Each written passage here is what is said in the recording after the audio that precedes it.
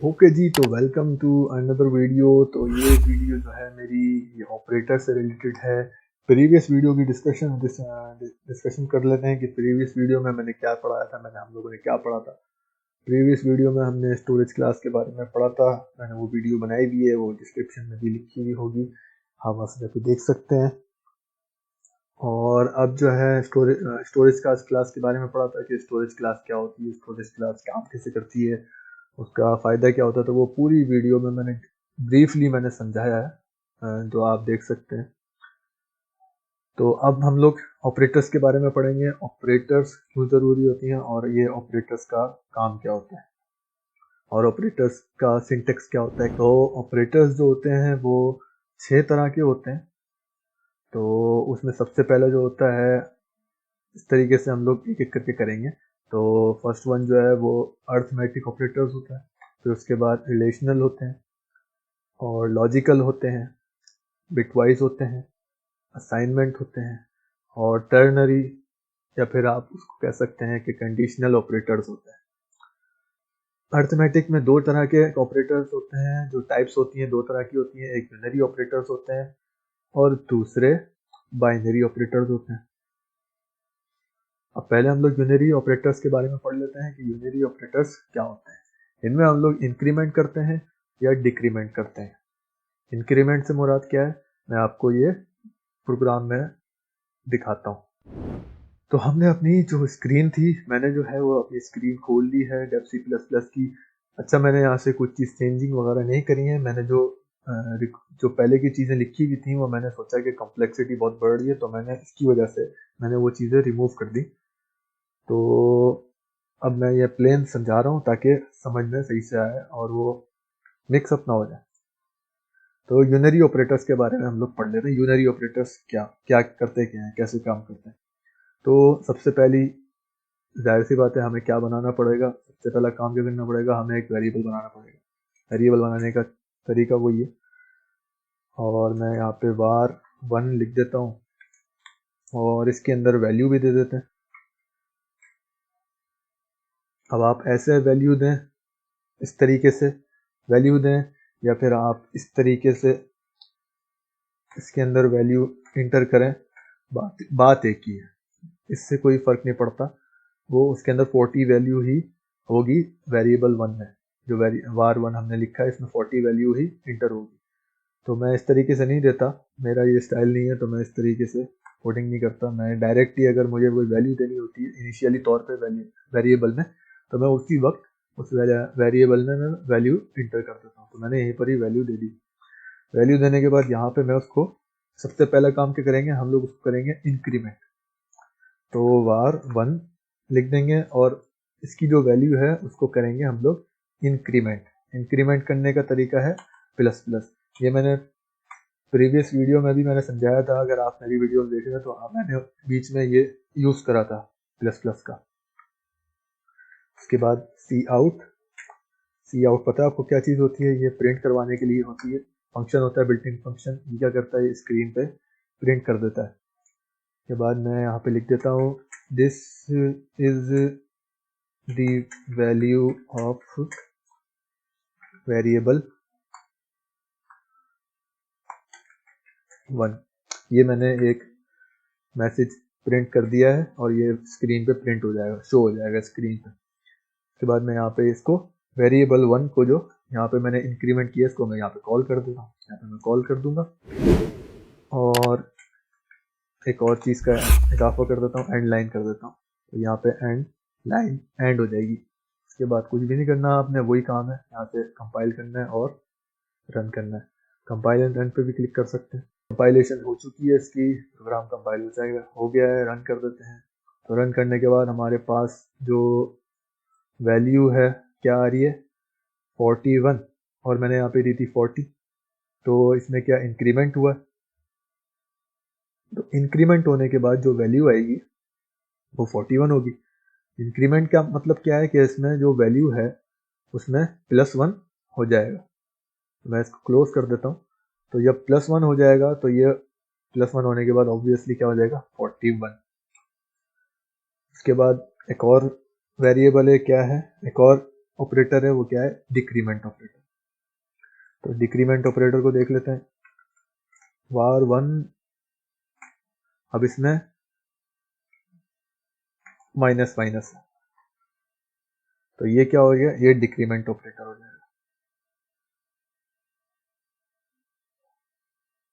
अब इसको हम लोग करते हैं, नीचे लिख देते हैं, इसके चेक करते हैं रन होगा नहीं होगा, लेकिन हम लोग नीचे लिख देते हैं और इसको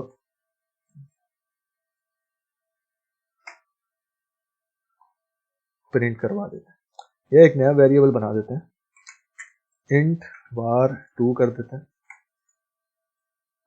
और इसको कर देते हैं 34 और इस वेरिएबल को यहाँ पे लिख देते हैं क्योंकि हमने नया बनाया है। पहले हम लोग इसी के साथ कर रहे थे, लेकिन अब हमने नया क्रिएट कर दिया तो हम इसको यूज़ कर लेते हैं। तो यहीं पर ही var2 लिख देते हैं। अब ये कहानी तो यहाँ तक ख़त्म हो गई।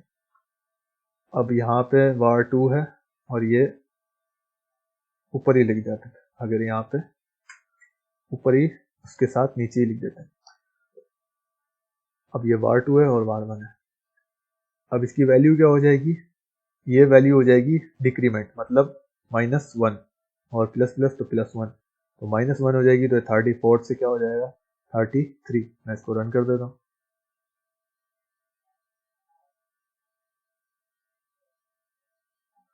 अब ये मुझे क्या शो कर रहा है, 41 वैल्यू। 41 क्यों शो कर रहा है, हाँ बिल्कुल मैंने गलती करी है यहाँ पे, मैंने यहाँ पे var1 ही लिखा हुआ है, तो ये प्रिंट जो कर वो देखता है वही प्रिंट कर देता है, तो मैंने यहाँ पे var2 लिखना पड़ेगा। अब ये सही प्रिंट करेगा। इसको सेव कर लेता हूँ और यहाँ से रन करता हूँ और फिर उसको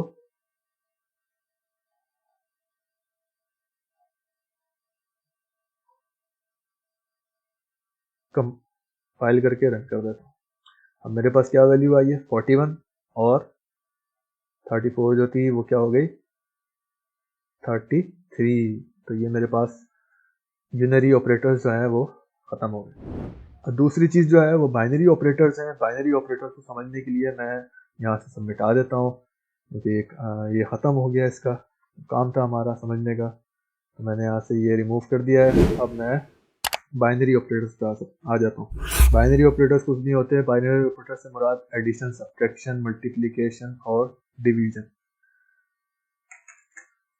तो वही काम दोबारा कर लेते हैं, एक वेरिएबल बना देते हैं, इसका नाम रख देते हैं वेरिएबल1 और यहाँ पे मैं एक नंबर लिख देता हूँ 46 और एक और वेरिएबल क्रिएट कर देते हैं। क्योंकि हम लोग डिवीजन सब्ट्रैक्शन कर रहे हैं तो जाहिर सी बात है दो नंबर हमें चाहिए होंगे जिसकी हम लोग एडिशन या सब्ट्रैक्शन करेंगे। वेरिएबल2 कर देते हैं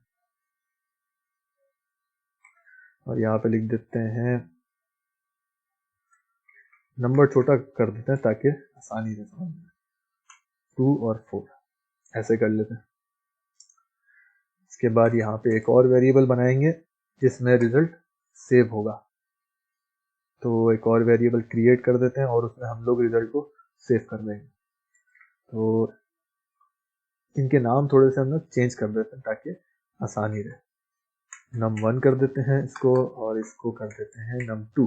मैंने पहले भी बताया था कि नाम में कुछ नहीं रखा, नाम वेरिएबल का आप कुछ भी रख सकते हैं, चेंज कर सकते हैं, तो नो इशू। अब एक और वेरिएबल मैंने बोला था कि मैं क्रिएट करूंगा, तो वो रिजल्ट का वेरिएबल है, मैंने क्रिएट कर दिया। अब कुछ नहीं करना, यहाँ पे रिजल्ट लिखना है और उसके अंदर इस वेरिएबल के अंदर इन दोनों को मैं सबसे पहले क्या करूंगा, ऐड करूंगा। तो मैं num1 प्लस और num2 ये मैंने ऐड कर दिया, तो num1 में num2 ऐड कर दिया, मतलब 2 और 4, 2 + 4 6, तो 6 रिजल्ट में सेव हो गया। अब मैं इसको प्रिंट कर देता हूँ।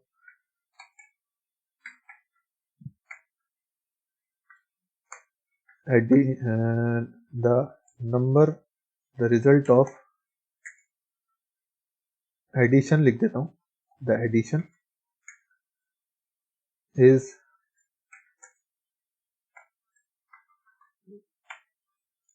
Is equals to result.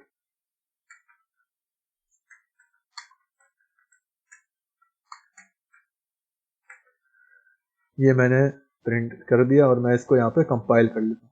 अब ये बोल रहे हैं मुझसे कि रिजल्ट है ये डिक्लेयर नहीं है, तो ये मैंने लिखा है बिल्कुल रिजल्ट एक वेरिएबल। और ओके, मैंने यहाँ पे गलती करी है। क्या गलती करी है आपको नज़र आया होगा, यहाँ पे मैंने एक सेमीकोलन नहीं लगाया, ये मेरी गलती होगी। तो इसका ये फ़ायदा होता है कि जब कोई गलती होती तो वो फ़ौरन ही कंपाइलर बता देता है। अब मेरा यहाँ पे रिजल्ट आ गया 6। इसके बाद अब नेक्स्ट जो चीज़ है वो हम लोग करेंगे, सब्ट्रैक्शन कर लेते हैं। सब्ट्रैक्शन करेंगे तो इसी को ही सब्ट्रैक्ट कर लेते हैं।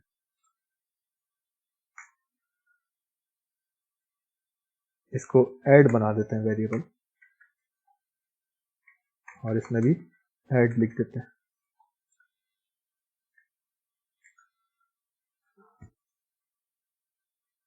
अब यहाँ पे लिख देते हैं एक और वेरिएबल क्रिएट कर लेते हैं। वेरिएबल यहीं पर ही आगे लिख के क्रिएट कर लेते हैं सब, और एक और मल्टीप्लाई, और एक और जो होता है वो होता है डिवीजन। 4 वेरिएबल मैंने बना दिए एक ही लाइन पे। तो ये इसमें कोई कंफ्यूज होने की ज़रूरत नहीं है, इसमें अलग अलग भी बना सकते हैं आप, लेकिन एक ही लाइन पे भी बना सकते हैं, नो इशू। तो अब मैं यहाँ से कॉपी कर देता हूँ और पेस्ट कर देता हूँ, और यहाँ पे num1 माइनस num2 ये मैंने सब्ट्रैक्ट कर दिया। फिर मैं मल्टीप्लाई करूंगा, multiply num1 multiply by num2, और उसके बाद divide, division is equals to num2 divide by num1।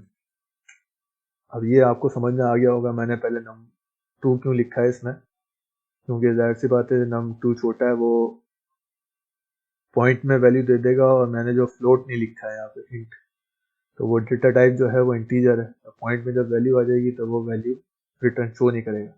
तो इसलिए मैंने जो बड़ा नंबर है उसको डिवाइड करवाते हैं छोटे नंबर से, तो ये हो जाएगा 2 1 ज़ा 2, 2 2 ज़ा 4, तो मेरे पास डिवीजन में क्या आएगा, 2 आ जाएगा। अब मैं सबको प्रिंट कर देता हूँ, इसी को कॉपी कर लेते हैं और बारी बारी पेस्ट कर देते हैं नीचे।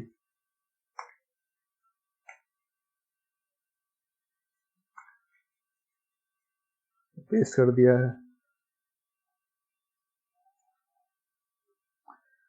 यहाँ पे चेंजिंग कर देते हैं सब, ये मैंने इसको चेंज कर दिया। सब्ट्रैक्शन लिख देते हैं इसको, और इसको लिख देते हैं मल्टीप्लिकेशन।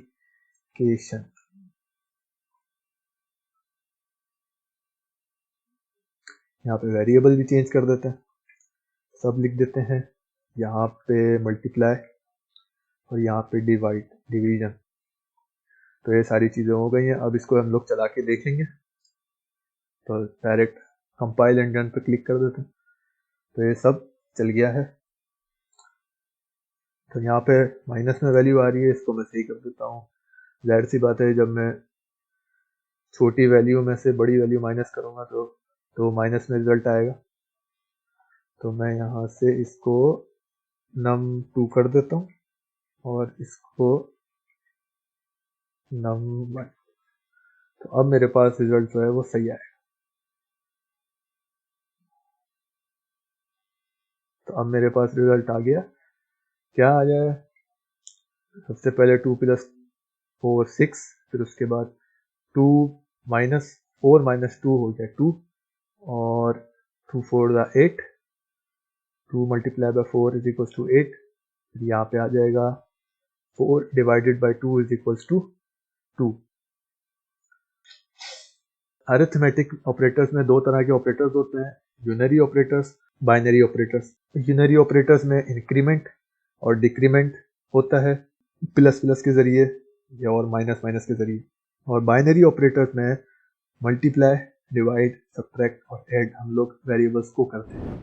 उसके बाद हमारे पास आ जाते हैं रिलेशनल ऑपरेटर्स। रिलेशनल ऑपरेटर्स में हम लोग क्या करते हैं, हम लोग चेक करते हैं कि ये इक्वल टू है, ग्रेटर देन है, या एक नंबर एक दूसरे के बराबर है, या नंबर एक दूसरे से ये बड़ा है या छोटा नंबर है। तो ये हम लोग कंडीशंस जो है वो सारी चेक करते हैं रिलेशनल ऑपरेटर्स। तो इसको देख लेते हैं एक दफ़ा इम्प्लीमेंट करके। अपनी स्क्रीन पे वापस आ जाते हैं डेफ सी प्लस प्लस की। तो डेफ सी प्लस प्लस पे आने के बाद मैं यहाँ से जो चीज़ें लिखी हैं ये मैं रिमूव कर देता हूँ, क्योंकि इनकी अब ज़रूरत नहीं है। थोड़ी सी चीज़ें रहने देता हूँ ताकि दोबारा नहीं लिखनी पड़े।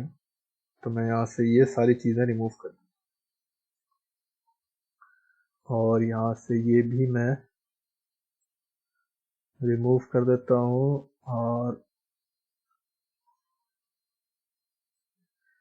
इसको भी मैं रिमूव कर देता हूँ। यहाँ पे num1 और num2 इसको रहने देते हैं, मैं इसी को ही बना देता हूँ। तो num1 is equal to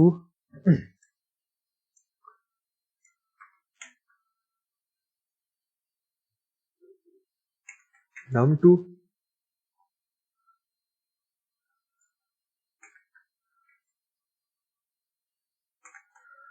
number 1 is equal to number 2।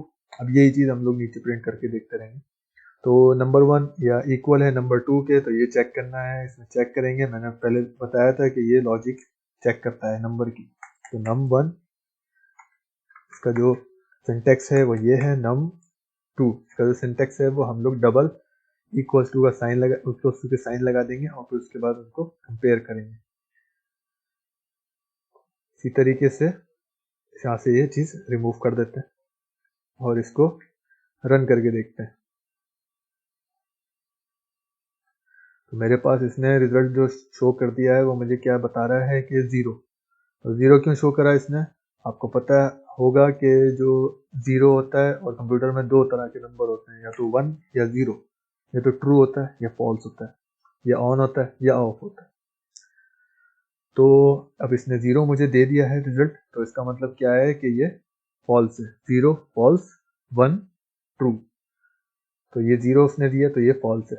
ये 2 और 4 बराबर नहीं है, मतलब 2 और 4 बराबर नहीं है, सही बोल रहा है वो बिल्कुल। तो हम लोग नीचे एक और यही प्रिंट कर देते हैं ताकि लिखना नहीं पड़े, पूरा एज इट इज इसी को प्रिंट कर देते हैं नीचे। उसके बाद दूसरा जो है, नंबर इज ग्रेटर देन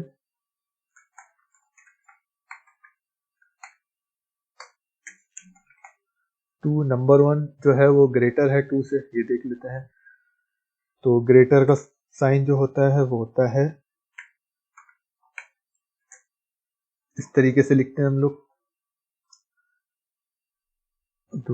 तीसरी जो चीज़ है, नंबर 1 इज कंडीशन, पहले सारी कंडीशन बना लेते हैं। Number 1 is less than number 2। उसके बाद चौथी कंडीशन क्या होगी, number 1 is greater than equal to number 2।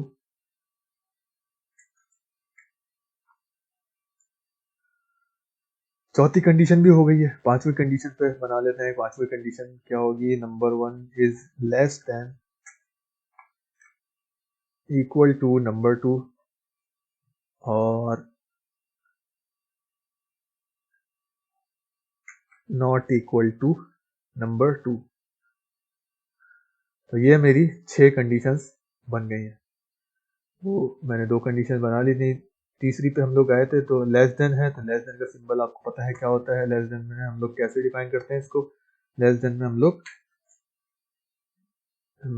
इस तरीके से सिंटेक्स होता है। उसके बाद ग्रेटर देन इक्वल टू, उसमें लिखेंगे हम लोग ग्रेटर देन इक्वल टू। फिर उसके बाद हमारे पास आ जाता है लेस देन इक्वल टू लिख देते हैं, और लास्ट में नॉट इक्वल टू, मतलब इक्वल है नहीं, तो क्या कंडीशन होगी, तो वाकई में यहाँ पे ये कंडीशन ट्रू हो सकती है। और कौन कौन सी कंडीशन ट्रू हो सकती है, पहले ये देख लेते हैं। ये कंडीशन यहाँ पे ट्रू होएगी नहीं होएगी, क्योंकि 2 और 4 बराबर नहीं है।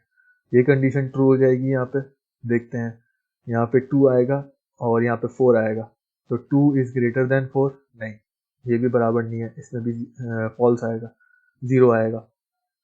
फिर उसके बाद यहाँ पे number 1 is less than number 2, तो यहाँ पे ये कंडीशन ट्रू हो रही है, तो यहाँ पे 1 आएगा।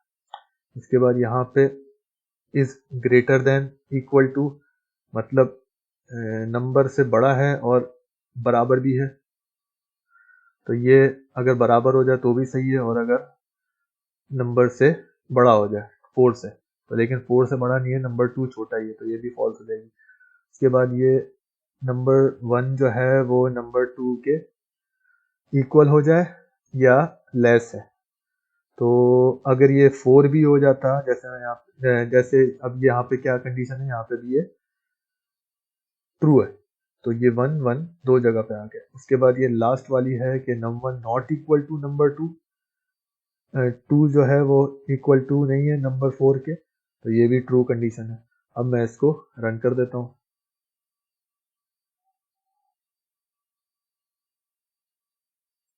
तो यहाँ पे मुझे इसने रिजल्ट दे दिया है। रिजल्ट क्या दिया है चेक कर लेते हैं। पहले ही मैंने बताया था 0 आएगा, फॉल्स आएगा, फॉल्स कंडीशन है। फिर दूसरी जो कंडीशन है वो ग्रेटर देन है, नहीं है, वो भी नहीं है, फॉल्स आएगा। फिर तीसरी कंडीशन है, तीसरी कंडीशन में क्या लिखा हुआ है, लेस देन नंबर 2, तो लेस देन है, 1 आएगा। उसके बाद चौथी condition greater than equal to number 2, तो ग्रेटर तो नहीं है, तो ये फॉल्स आ जाएगा। फिर उसके बाद पांचवी है लेस देन है बिल्कुल, is not equal to number 2, और यहाँ पे मेरे पास ट्रू हो गया कंडीशन। उसके बाद अब यहाँ पे इनको क्लोज कर देते हैं। हम यहाँ पे ये देख लेते हैं कि इसमें और इस कंडीशन में क्या फ़र्क है। तो इन दोनों में फ़र्क है। इन दोनों में फ़र्क क्या है मैं आपको ये समझा देता हूँ। यहाँ पे मैं उसको समझाने के लिए एक चीज़ यहाँ पे चेंज करूँगा। मैं यहाँ पे वेरिएबल का जो नंबर 1 की जो वैल्यू है वो चेंज कर दूंगा और 4 कर देता हूँ, और मैं इसको फिर यहाँ से कंपाइल कर दूंगा।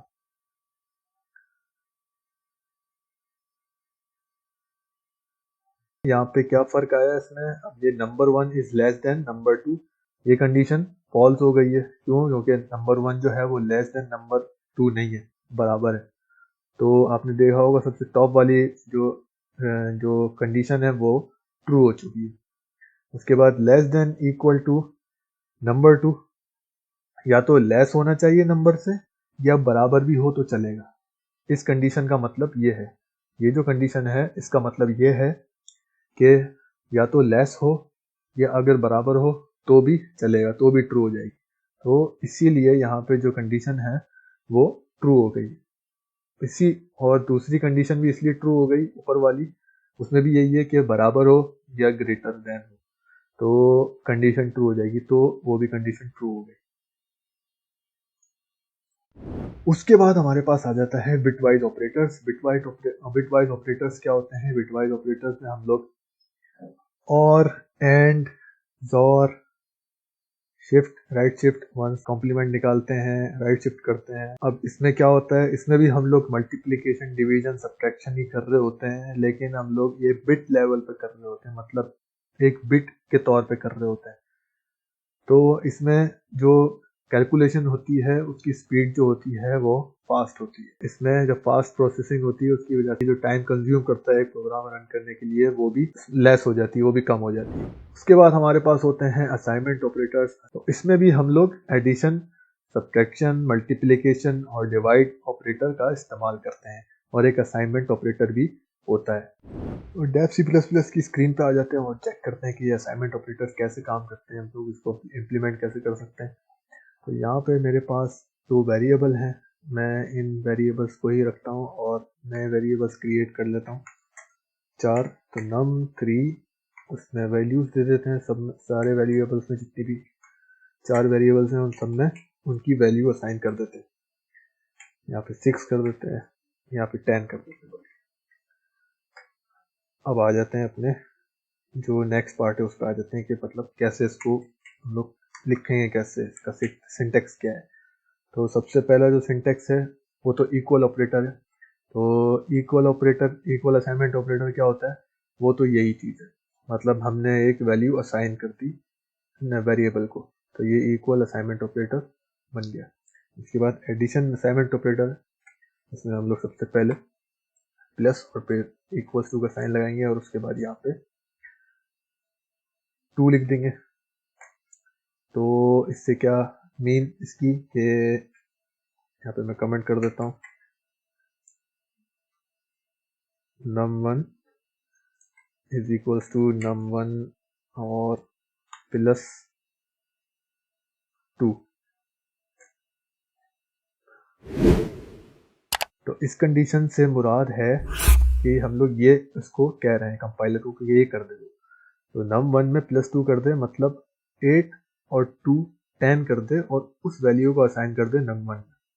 तो उसके बाद नेक्स्ट में इसी को कॉपी कर लेते हैं नीचे और इसकी नाम चेंज कर देते हैं 3 4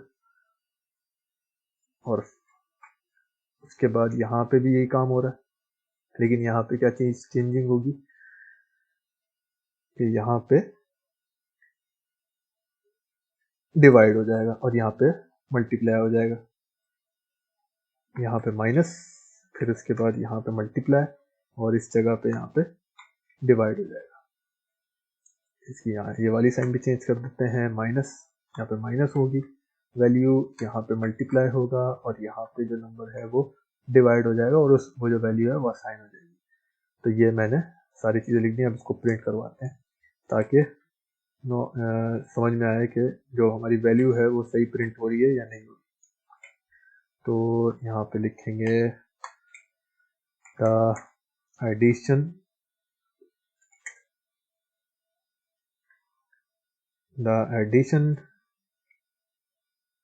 assignment operator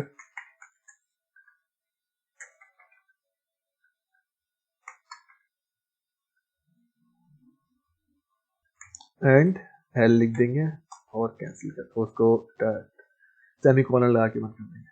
इसी को कॉपी पेस्ट कर देते हैं नीचे, तो यहाँ पे चीजें चेंजिंग कर देते हैं। सब्ट्रैक्शन, यहाँ पे मल्टीप्लिकेशन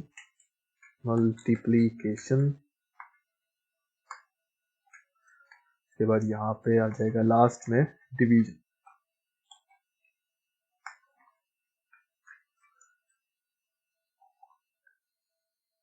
सारे नंबर चेंज है, उन सबकी वैल्यूज हम लोग कॉपी पेस्ट कर देते हैं। जो वेरिएबल के नेम है वो यहाँ पर लिख देते हैं। मैं कॉपी पेस्ट ही करता हूँ ज़्यादातर, क्योंकि उससे ये गलती करने की गुंजाइश कम हो जाती है, चांसेस कम हो जाते हैं कि गलती हो जाए, शायद कोई वेरिएबल का नाम मैं गलती से कुछ और लिख दूँ, इस तरीके से हो जाए, तो इसलिए मैं कॉपी पेस्ट ही करता हूँ। इसके बाद मैं यहाँ से कंपाइल कर लेता हूँ उसको और रन, दोनों चीज़ें हो गई हैं। अब चेक कर लेते हैं कि आंसर क्या आ रहा है। num1 में पहले हमने 8 + 2 करेंगे तो 10 हो जाएगा, बिल्कुल सी आंसर आ रहा है। फिर उसके बाद num2 में 2 है और 2 - 2 तो 0 हो जाएगा, बिल्कुल सी आंसर आ रहा है, 0 आ रहा है। फिर उसके बाद मल्टीप्लीकेशन, यहाँ पे 4 है, उसमें 4 मल्टीप्लाई बाय 2, 4 2 8, 8 आंसर आ रहा है। उसके बाद यहाँ पे num4 लिखा हुआ है और 10 लिखा हुआ है, तो 10 डिवाइडेड बाय 2, तो 2 5 10 होता है, तो लिहाज से 5 आ रहा है, तो 5 भी सही आंसर है। इसको क्लोज कर देते हैं।